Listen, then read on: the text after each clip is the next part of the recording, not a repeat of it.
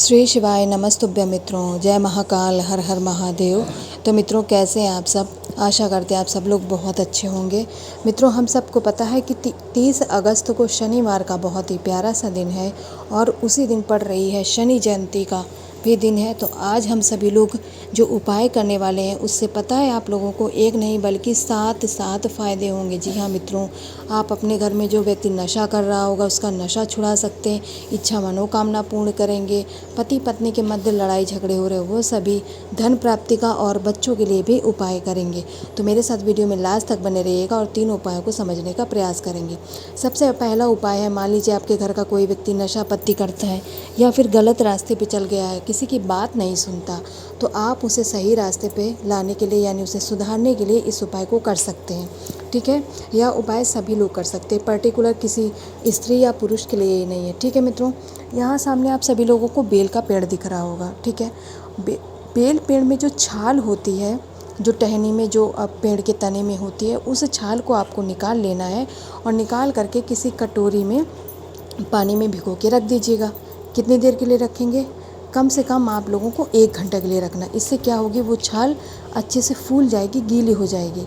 जब वो अच्छे से फूल जाएगी तो आपको क्या करना है, उसे किसी उसमें बारीक बारीक पीस लेना है। ठीक है, पीस करके फिर उसकी आपको गोलियां बनानी है। ठीक है, कितनी गोलियां? जितनी गोलियां बन जाए या फिर जितना आप चढ़ाना चाहें आप उतनी गोलियां बना लीजिएगा।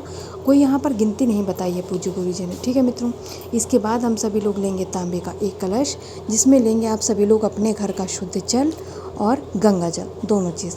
इसके बाद में इस लोटे को उठाइएगा और जो आपने गोलियां ली हैं उन गोलियों को उठाएंगे और इन दोनों ही चीज़ों को लेकर के शिव शंभू यानी महादेव जी की शिवलिंग के पास पहुंच जाइएगा मित्रों। ठीक है, वहां पहुंच करके उत्तर दिशा में मुख करके खड़े हो जाएंगे। अब हमें क्या करना है, आपने 5, 10, 15 जितनी भी गोलियां आपकी बनी हैं उस बेल छाल से, आप उन सभी गोलियों को यहाँ पर महादेव जी की शिवलिंग पे, जो माता अशोक सुंदरी का स्थान होता है, वहाँ पर समर्पित कर देंगे। ठीक है मित्रों, अब समर्पित किस नाम से करेंगे, क्योंकि अद्भुत उपाय है। आप एक नहीं अनेकों फ़ायदे चाहते हैं इस उपाय से, यानी कि आप सभी लोग उस व्यक्ति को नशा छुड़ाना चाहते हैं, उसे सही रास्ते पे लाना चाहते हैं। तो यहाँ पर हम इन गोलियों को नीलकंठेश्वर महादेव जी के नाम से मित्रों समर्पित कर देंगे। ठीक है, समर्पित करने के बाद में आप लोगों को क्या करना है, जो गोलियां समर्पित करेंगे, इसके बाद दोनों हाथ जोड़ करके महादेव जी से आप निवेदन करेंगे उस व्यक्ति के लिए जिस व्यक्ति को आप सुधारना चाहते हैं, सही रास्ते पे लाना चाहते हैं। इसके बाद में आपके पास जो एक लोटा जल है उसे श्री शिवाय नमस्तुभ्य मंत्र का जाप करते हुए समर्पित कर दीजिएगा। और हाँ मित्रों, जल को समर्पित करने से पहले आपको इन गोलियों को उठा लेना है। उठा करके आप सभी लोग अपने घर पे आएंगे और उस व्यक्ति को आपको खिलाना स्टार्ट कर देना है जिस व्यक्ति को आप सही रास्ते पे लाना चाहते हैं, यानी जो नशा करने लगा या फिर लड़ाई झगड़ा करता है मगर वो गलत संगति में पड़ गया, आप उसे सुधारना चाहते हैं। ठीक है, यहाँ पर किसी एक व्यक्ति के लिए नहीं बताया गया, तो इस उपाय को ज़रूर करिएगा। अब दूसरे उपाय की बात करते हैं, उससे पहले उसके फ़ायदे की बात करते हैं। दूसरे उपाय को करना है जब आपको लगता है कि आपके घर में किसी व्यक्ति को रोग बीमारियां बहुत होती हैं, उसके रोग कम ही नहीं होते, आप उपाय बहुत करते हैं, प्रयास बहुत करते हैं, लेकिन उसकी जो बीमारियां ख़त्म होने का नाम ही नहीं लेती। तो आपको क्या करना है, लेना है 1 अक्षत चावल का दाना। ठीक है, ज़्यादा नहीं लेंगे मित्रों, 1 अक्षत चावल का दाना। साथ ही में हमें लेना है, क्योंकि रोग यानी जब कोई कीड़ा वीड़ा भी लग जाता है किसी चीज़ में, तो हटाने के लिए आप कड़वी चीज़ का ही प्रयोग करते हैं। तो यहाँ पर हमें लेना है काली मिर्च, 1 काली मिर्च, 1 अक्षत चावल का दाना। इसके बाद हम सभी लोग लेंगे इत्र। इत्र कितना लेना है, इत्र की यहाँ पर मात्रा नहीं, आप छोटी सी जो बोतल आती है उस छोटी सी बोतल को ले लीजिएगा। आपको 4 से 5 बूंद इत्र की आवश्यकता पड़ेगी, लेकिन बोतल आप ले लेंगे। इसके बाद इन सभी चीज़ों को लेने के बाद आपको तांबे का एक कलश भी लेना है। उस तांबे के कलश में आप लोग अपने घर का शुद्ध जल लीजिएगा और गंगा जल लीजिएगा। इसके बाद में जो एक चीज़ ली है, क्या, 1 अक्षत चावल का दाना, 1 काली मिर्च, इन दोनों चीज़ों को भी इसी कलश के अंदर डाल लेंगे।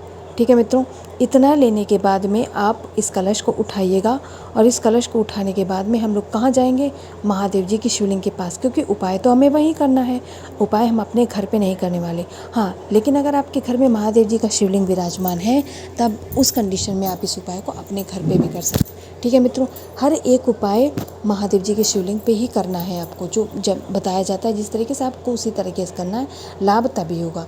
तो महादेव जी की शिवलिंग के पास पहुंच के सबसे पहले आप इत्र उस महादेव जी की शिवलिंग पे डाल लेंगे।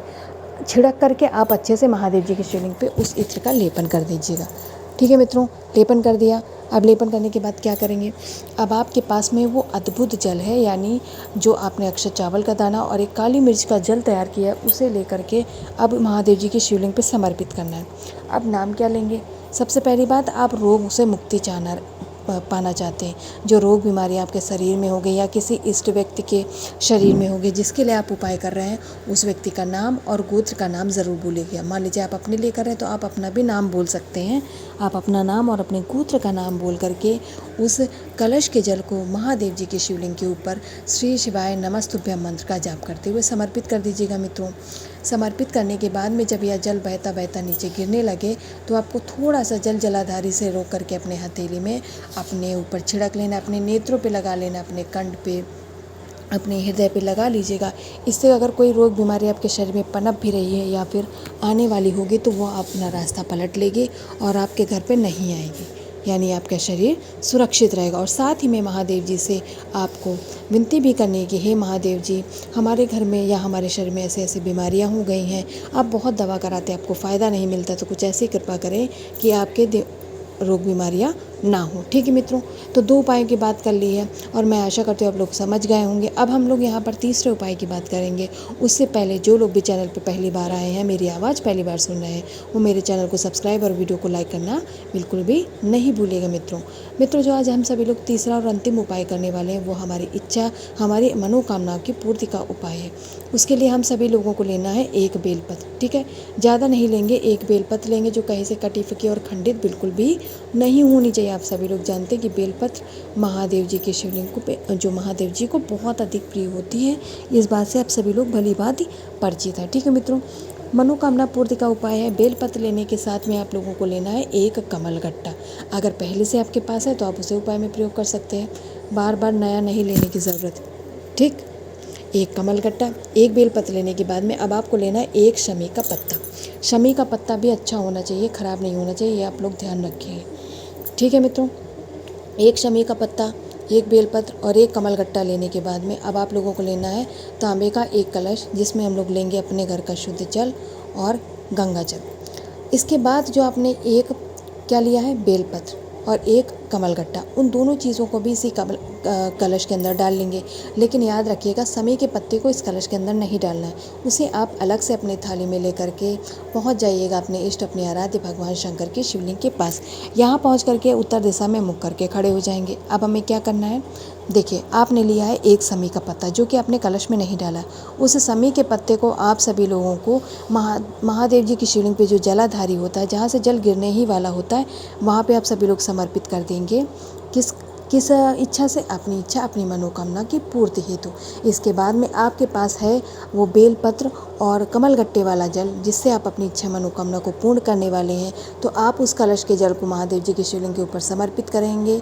लेकिन किसका ध्यान करके मित्रों, कुंदकेश्वर महादेव जी का ध्यान करके समर्पित कर दीजिएगा और दोनों हाथ जोड़ करके महादेव जी से निवेदन करेंगे कि आपकी जो भी इच्छा है उसे कहेंगे और उनसे निवेदन करेंगे कि आपकी जो मनोकामना महादेव जी पूर्ण करें, या जो भी मनोकामना, मुझे तो नहीं पता आपकी क्या मनोकामना है, लेकिन आपको पता है तो महादेव जी से निवेदन करिएगा कि आपकी मनोकामना, इच्छा पूर्ति हो जाए और आप सदा सुखी रहें और महादेव जी की कृपा आप व आपके परिवार पर बनी रहे। तो मित्रों, मैंने अपनी तरफ से पूरा प्रयास किया आप लोगों को समझाने का और मैं आशा करती हूँ कि आप लोग यह उपाय समझ गए होंगे। तो जाते जाते कमेंट सेक्शन में महादेव जी का कोई सा भी प्यारा नाम लिखना नहीं भूलिएगा मित्रों। महादेव जी का आशीर्वाद सदा आप व आपके परिवार पर ऐसे ही बना रहेगा। श्री शिवाय नमस्तुभ्यं मित्रों। जय महाकाल, हर हर महादेव।